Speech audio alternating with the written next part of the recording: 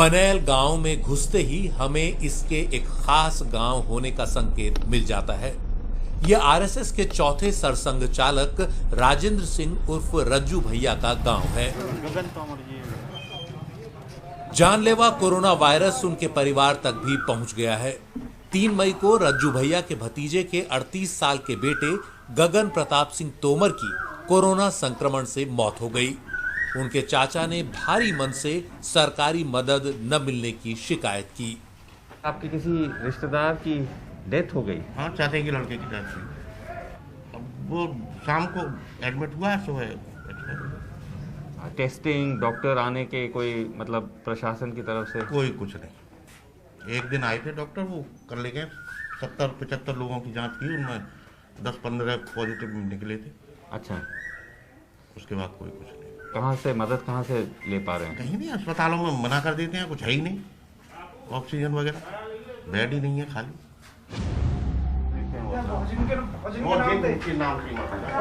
हमें उन लोगों के नाम की एक लिस्ट मिली जो हाल के दिनों में अचानक इस दुनिया को छोड़कर चले गए।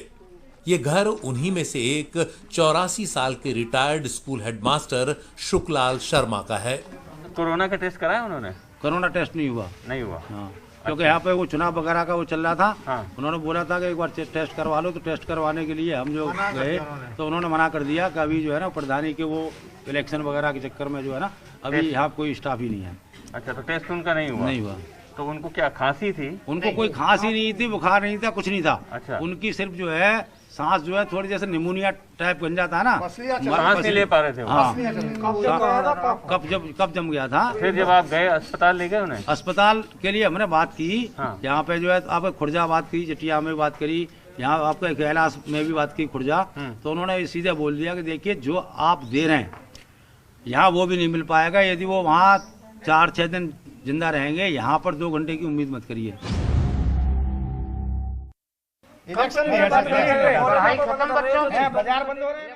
यहाँ सरकार और उस पार्टी पर लोगों का गुस्सा फूट पड़ता है जिसे वोट देकर वो सत्ता में लाए थे। पूछूं कि आप सब लोग मेरे ख्याल से कट्टर भाजपा समर्थक होते हैं, तो बताया कि सर, तो अभी भी अब आप जैसे जो योगी सरकार है उस पर कुछ नाराजगी है यहाँ? जैसे लोग मानते हैं कि वो नाराजगी क्या, इससे ज्यादा नाराजगी क्या मानेंगे? नाराजगी होगी, कोई सुविधा नहीं मिल रही, फायदा क्या उसका? हम लोगों ने ही इन लोगों को बनाया है, भेजा है। ये लोग बना आराम से ऐश कर रहे हैं, इनको पता ही नहीं, मरवा रहे लोगों को, इनको पता है लोग मर रहे हैं, क्या कर रहे हैं बताओ? कुछ हो रहा है बताओ? कहीं कुछ हो रहा हो बताओ? यही नहीं है, हमारे ही नहीं है, कहीं भी कह रहे हैं। आपने बनाया जैसे बीजेपी को, मतलब जैसे आप लोगों ने वोट किया है इतने सालों से, यहाँ के शायद एमएलए भी भाजपा के हैं। हाँ, वो कभी आए हैं यहाँ? देखे? कभी नहीं आए, अभी नहीं आए। जो है आते हैं वोट मांगने के लिए आ गए, मतलब जो है सब वही चल रहा है। सुशील राघव की बेटी की आंखें नम हैं, हाथ में मृत पिता की तस्वीर है। सभी मौतों की कमोबेश एक ही कहानी है, अचानक ऑक्सीजन की कमी, कोविड टेस्ट न होना और फिर मौत। शिकायत सरकारी अनदेखी की है। मैं ऑक्सीजन लेवल गिरा हुआ था उनका, तो हमने यहाँ पे ऑक्सीजन नहीं थी, यहाँ पे प्राइवेट हॉस्पिटल में लेके गए। उन्होंने कहा इन्हें गवर्नमेंट हॉस्पिटल में लेके जाइए, दीनदयाल उन्होंने नाम बताया था, तो हम वहाँ पे लेके गए थे। वहाँ पे उन्होंने एडमिट करने से मना कर दिया, कोई आ ही नहीं रहा था, आपस में बातें कर रहे थे। वो ऑक्सीजन की वजह से उनकी डेथ हुई, उन्हें ऑक्सीजन टाइम पे नहीं मिल पाई। अगर उन्हें ऑक्सीजन मिल जाती तो शायद से वो हमारे बीच में होते आज। सर से पिता का साया उठने का मतलब ये है कि अब इन 3 भाई बहनों को किसी का आसरा नहीं है। जो है हम और हमारी मेड। अशोक कुमार स्थानीय डॉक्टर हैं, फिर भी उनके बेटे को बुखार बढ़ता चला गया, लेकिन उन्होंने कोविड टेस्ट नहीं कराया। कुछ ही समय बाद 36 साल के सौरभ की मौत हो गई। आपने कोरोना का टेस्ट कराया उसका? कोरोना का टेस्ट नहीं हुआ उसका। क्यों, किस वजह से? मतलब पता ही नहीं था जो है हमें कि ये कोरोना हो सकता है इसको। अच्छा। बुखारी में जो है उसको फिर जो है सांस लेने में दिक्कत हो गई। ऑक्सीजन लेवल चेक किया तो 54 आया।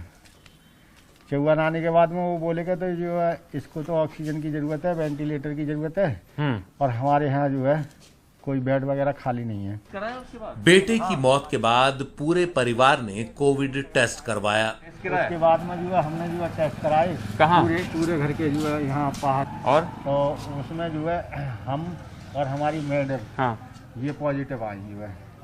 हर रोज बढ़ती मौतों और गांव के वीआईपी दर्जे के बावजूद लोग अनदेखी की शिकायत कर रहे हैं। सांसद जी ने हमें बताया गया कि गांव में सिर्फ एक बार ही सरकार की ओर से टेस्टिंग कराई गई और वो भी सिर्फ 78 लोगों की, जबकि गांव की आबादी 10,000 है। बनेल के नाम से तो वैसे नहीं देखते, और किसी गांव से भी तो देखते लेते, बनेल के गांव से नहीं देखते। डॉक्टर भी दवा नहीं दे रहे हैं। क्यों? बनेल में पॉजिटिव लोग आ रहे हैं, इस वजह से नहीं दे रहे हैं दवा वो। अच्छा, इसलिए घबरा रहे हैं? हाँ, घबरा रहे हैं दवा देने से। बनेल के लोगों से घबरा रहे हैं कि बनेल के लोगों को दवा नहीं देंगे। अब तक 30 से 40 लोग मर चुके हैं। हाँ, यही मैं कितने मर अब तक 30 से 40 लोग मर चुके हैं। डेली 1-2 लोग मरते हैं। 30 से 40 लोग मर चुके हैं। जो कि बचा भी तो लेते हैं, छपा भी तो लेते हैं। फिर भी गांव में कोई व्यवस्था नहीं हो रही, फिर भी कोई नहीं अभी देखने 3 वाला, दिन पहले सुनने वाला। स्वास्थ्य की टीम आई थी, 79 चेकअप हुआ, इसमें 19 कोरोना पॉजिटिव पाए गए। अच्छा, 79 मतलब करीब 80 लोगों का हुआ और उसमें करीब 19 लोग पॉजिटिव हैं। 20 लोग पॉजिटिव हैं वो भी घर पे ही हैं, छोड़ा गया है। वो भी घर पे ही हैं, कोई पालन नहीं, कोई कुछ नहीं, घूम रहे हैं लेकिन घर पे हैं। कहीं भी एडमिट नहीं, कहीं एडमिट नहीं, कोई ट्रीटमेंट वगैरह ले रहे हैं, अपने आप ही कुछ ले रहे हैं, देसी उपाय वही चल रहा है, वही चल रहा है, कुछ नहीं। ये गांव जैसे रज्जू भैया से जुड़ी है, आरएसएस के इतने बड़ा नेता हैं, तो हम ये सोच रहे हैं कि प्रशासन जैसे भाजपा की सरकार है तो थोड़ी सी कोई भी देखभाल नहीं हो कोई देखभाल नहीं, रही है। गाँव है उस हिसाब से हमारे गाँव में कोई व्यवस्था नहीं है, कोई भी व्यवस्था नहीं है। जिला बुलंदशहर में एक बनेल गांव ऐसा है जिसमें सबसे ज्यादा मौतें हो रही हैं। गोद भी ले रखा है, डेली मौतें हो रही हैं। सांसद जी ने गोद भी ले रखा है। अच्छा, जो बोला सिंह जो बीजेपी के एमपी हैं, बोला Singh is the BJP MP from Bulandshahr, उन्होंने ये गोद ले रखा है इस गाँव को, तब भी कुछ नहीं हो रहा है। गांव वाले हमें स्थानीय सरकारी स्वास्थ्य केंद्र लेकर गए, जिसकी हालत बेहद जर्जर हो चुकी है। स्थानीय डॉक्टर ड्यूटी पर नहीं मिले, सिर्फ एक स्वास्थ्य कर्मचारी था जो गांव में टीकाकरण का प्रभारी है। यहाँ के डॉक्टर बताया नहीं, क्वारंटाइन पे। डॉक्टर ही क्वारंटाइन पे हैं। क्या नाम है उनका? रवि शर्मा। अच्छा, क्वारंटाइन पे क्यों चले गए वो? उन्होंने L2 में ड्यूटी की थी ना, कोरोना हॉस्पिटल में। अभी यहाँ वैक्सीनेशन चल रहा है, कोई आता नहीं है इनमें से। वैक्सीनेशन के लिए नहीं आ रहा। मुश्किल से किसी दिन 4 लग जाओ, 10 लग जाओ, बस ऐसे ही। 4 तारीख से है, 4 अप्रैल से स्टार्ट यहाँ पर। 4 अप्रैल से, मतलब 1 महीने से ज्यादा हो गया है। बस 1000 वैक्सीन नहीं लग पाई यहाँ पे। यहाँ कोई आ रहे हैं लोग वैक्सीन कराने? जी आते हैं, कम आते हैं। फोन करने के बावजूद भी कोई ये बोलते हैं कि हमें लगवाना नहीं है, सेकंड डोज लगवाने की वजह से हम खत्म हो जाएंगे। तो उनको हम काफी समझाते भी हैं, लेकिन उनको समझ नहीं आता। कुछ लोगों को आ जाता है समझ में, तो वो आ जाते हैं लगवाने के लिए। कुछ नहीं आते, कह देते हैं हम आएंगे, आते नहीं है। ये आपको भी यही तजुर्बा? हमें आशा से कहलवाते हैं, वो मैक से भी बुलवाते हैं, सब करते हैं, लेकिन कोई नहीं आ रहा।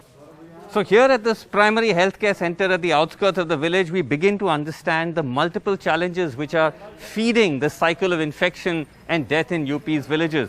On one hand, you can see this broken down center where there is literally no outreach to fight the virus. The sole doctor here is missing. On the other hand, you have a vaccine drive that's going on, which is faltering. One, because 18 to 45 has not even started yet. And two, because these villagers you can see gathered here, many of them, according to medical officials here, don't want to come forward because of fear or misapprehensions about what the vaccine will do. Even though every day these same villagers have been hearing and telling us stories of infection and death. जैसे ही हम गांव से निकलने को तैयार हुए, ये लोग हमें रोकने लगे। हमारे जरिए ये सत्तारूढ़ दल को चेतावनी का संदेश देना चाहते हैं। बीजेपी ने कुछ नहीं करा है, पर ये गांव तो पूरा बीजेपी को वोट दे आ रहा है। कहीं नहीं, अब नहीं दी, आपके कहाँ दिया बीजेपी को वोट? बीजेपी का कैंडिडेट तो हारा है। तुम्हें जिला पंचायत ही हारा है, जिला हार गया है। अच्छा, चौथे नंबर पे है। कौन से नंबर पे है? चौथे पे। 20 सीट हारी है जिले में। टोटल 20 सीट हारी है बीजेपी जिले में हारी है। जो है लोग खिलाफ हैं बीजेपी से, एंटी हो गए। हाँ, किस वजह से? कोई भी सुविधा नहीं मिल रही गाँव में। तो आप जैसे आप हमेशा बीजेपी को डालते आ रहे थे? जी, हमेशा बीजेपी को। इस बार इस चुनाव, ये पंचायत इसमें जो है पंचायत चुनाव में तो जो है हमने अपने संबंधों में दिए वोट। 5 साल से हमारे यहाँ पे मंत्री हैं अनिल शर्मा, विधायक निधि से 1 रुपए हमारे गांव में अभी तक नहीं लगा है 5 साल से, यहाँ सांसद निधि से लगा है। और जब ये जिला हमारे लिए कुछ हो ही नहीं रहा यहाँ पे, तो क्या फायदा है बीजेपी को वोट करने का। तो इस बार लोग दूसरा सोच रहे हैं कि बिल्कुल किसको मतलब कि अब ये तो पता चले किसको क्या है, अभी ऐसा तो कुछ नहीं है, लेकिन बीजेपी को नहीं है। बीजेपी को हटा के हो सकता है सपा के लिए जाए, सपा आएगी जाता। कैमरामैन मनोज ठाकुर के साथ बुलंदशहर के बनेल गांव से श्रीनिवासन जैन की रिपोर्ट, एनडीटीवी इंडिया। कोरोना संक्रमण के इस दौर ने हमसे कई आम और खास को छीना और इन्हीं में भारतीय शास्त्रीय संगीत के एक बड़ी हस्ती पंडित राजन मिश्रा भी थे, जिन्होंने पिछले महीने कोरोना की वजह से दम तोड़ दिया। उनकी मौत के बाद बनारस में बीएचयू के अंदर डीआरडीओ ने 750 बेड का एक अस्थायी अस्पताल बनाया है, जिसे पंडित राजन मिश्रा अस्पताल का नाम दिया गया है। लेकिन पंडित राजन मिश्रा के बेटे बहुत खुश नहीं हैं। वो इस बात से दुखी हैं कि अब उनके पिता के नाम पर अस्पताल बने या कुछ और, लेकिन हकीकत ये है कि जब उन्हें सबसे ज्यादा जरूरत थी अस्पताल की सुविधाओं की, तो बड़ी मुश्किल से बेड मिल पाया और वेंटिलेटर तो मिला ही नहीं। बनारस के बीएचयू में डीआरडीओ के जरिए बना यह पंडित राजन मिश्र हॉस्पिटल है, जहां कोरोना के मरीजों का इलाज होगा। इस अस्पताल में 750 बेड हैं, जिनमें 250 बेड आईसीयू के हैं। उनमें ज़्यादातर वेंटिलेटर वाले बेड है, पर अफसोस जिनके नाम पर यह अस्पताल बना उन्हें एक अच्छी एम्बुलेंस और एक अदद वेंटिलेटर वाला बेड नहीं मिल सका, जिससे उनकी मौत हो गई। इसका दर्द भी उनके परिवार को है। हमारी इतनी ही रिक्वेस्ट है सरकार से भी और पूरे सिस्टम से कि जब हमारे पिता जैसे इतने बड़े सेलिब्रिटी, इतने बड़ी शख्सियत को समय पे चीज़ें नहीं मिल पाई, जैसे वेंटिलेटर है या फुल्ली इक्विप्ड एम्बुलेंस है, ये चीज़ नहीं मिल पाई, तो इसमें हम सरकार का दोष नहीं दे रहे हैं। सरकार ने पंडित राजन मिश्र के सम्मान में इस अस्पताल का नाम रखा तो उनके बेटे का दर्द छलक कर बाहर आया कि अब उनके न रहने पर उनके नाम के अस्पताल से उनके पिता तो वापस नहीं आ सकते। ये दर्द अखबार की सुर्खियां बनी और जब एनडीटीवी ने उनके बेटे से बात की तब भी यह दर्द साफ दिखा। उनके बेटे का कहना है कि यह दर्द किसी और को न हो, इसलिए सरकार को बड़े बड़े प्रोजेक्टों पर हजारों करोड़ खर्च करने के बजाय अस्पतालों पर पैसा खर्च करना चाहिए।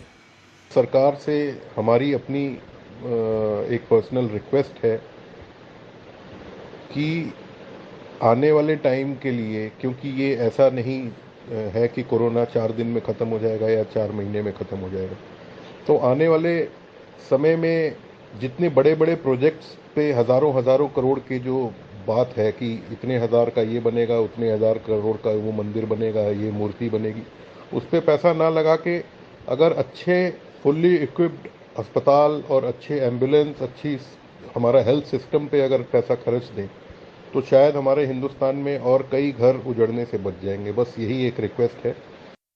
पंडित राजन मिश्र के बेटे का ये दर्द यूं ही नहीं है, यह उनका अपना भोगा हुआ यथार्थ है जो छलक कर बाहर आ रहा है। वक्त रहते चिकित्सा व्यवस्था न मिल पाने के जिस दर्द से पंडित राजन मिश्र का परिवार गुजरा है, उससे कोई और रूबरू न हो सके, उसके लिए देश की चिकित्सा व्यवस्था को दुरुस्त करने की उनकी बेटे ने जो बात कही है वो जायज़ भी है और वक्त की मांग भी। ऐसे में सरकार को इसे गंभीरता से लेना चाहिए।